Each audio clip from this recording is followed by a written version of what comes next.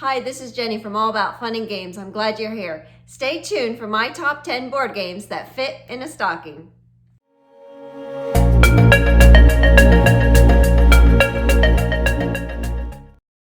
I recently posted a list of my top 10 small box board games, and any one of those would make a great stocking stuffer. However, those were ones that I played solo.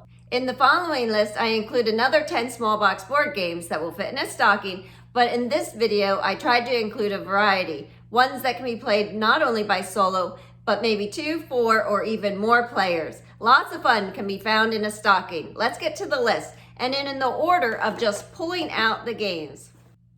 Number 1,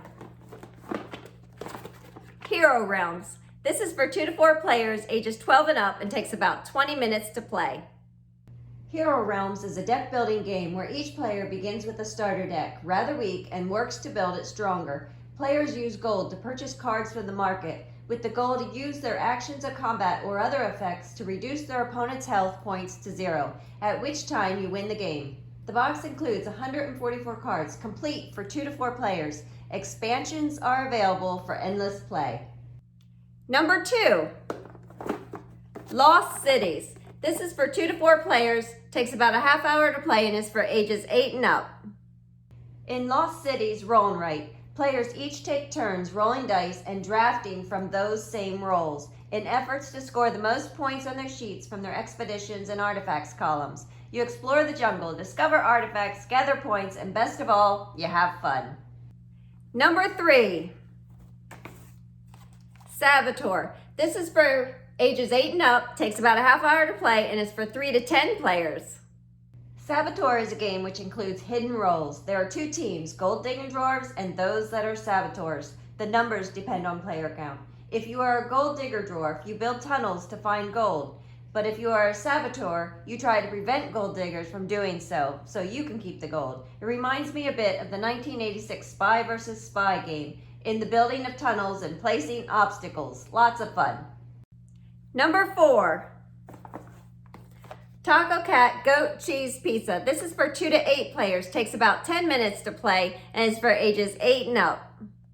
Taco Cat Goat Cheese Pizza is a simple party game where the goal is to get rid of all your cards. To begin, all cards are dealt out to players. Then one by one, players flip over their top card into the center of the table, taking turns saying in order, Taco, Cat, Goat, Cheese, Pizza. If the card played matches the word mentioned, all players race to slap the pile. The last to slap takes the pile. And so the first player out of the cards wins the game.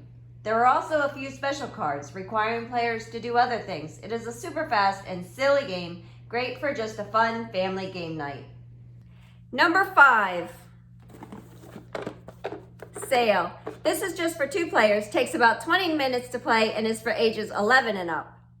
Sail is a cooperative trick-taking game for 2 players. You play as pirates, each with a special ability, trying to sail across the board, while watching out for the dangerous kraken and other obstacles. Although communication is limited between players, you must work together to win the game, trying to take or not take tricks, as that determines which way you sail across the board. Truly a great 2-player game. Number 6, Adventure Games The Dungeon. This is for 1 to 4 players. There's hours to play in here because it's a text-driven puzzle game, and it's for ages 12 and up. Adventure games are text-driven. You can play solo or work together, each picking a character to play. At the start of the dungeon, you find yourself in a jailed room. You forget what happened and now must find your way out. Like a PC adventure game, there are things to explore. Items are numbered on a card, of which you then read the corresponding text in the booklet, discovering the story as you move along. There are 3 chapters, each lasting around 2 hours. It's a choose-your-own adventure book in a game. I love it. Number 7, Love Letter. This is for 2 to 6 players, takes about 20 minutes to play, and is for ages 10 and up. Love Letter is a bluffing and deduction type game. There are only 21 cards, each numbered and with abilities. Players start with 1 card each, and then must draw and play a card each turn, resolving the played card's ability, and these are key to the game. Players left with the highest number card at the end of the round wins a favor token. Depending on the number of players, determines the amount of favor tokens needed to win the game. Number 8, And we're getting down to the bottom here. Grove, and this is a solitaire game.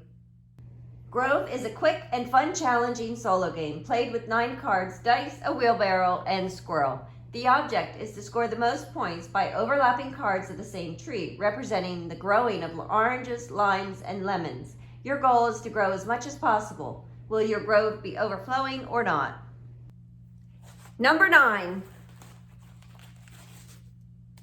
Sprowopolis, or any button-shy game. These are wallet-sized games, but to talk about Sprowopolis, this is a game for 1 to 4 players, ages 8 and up, and takes about 15 minutes to play. In Sprowopolis, players work together building a city of parks, residential, commercial, and industrial blocks.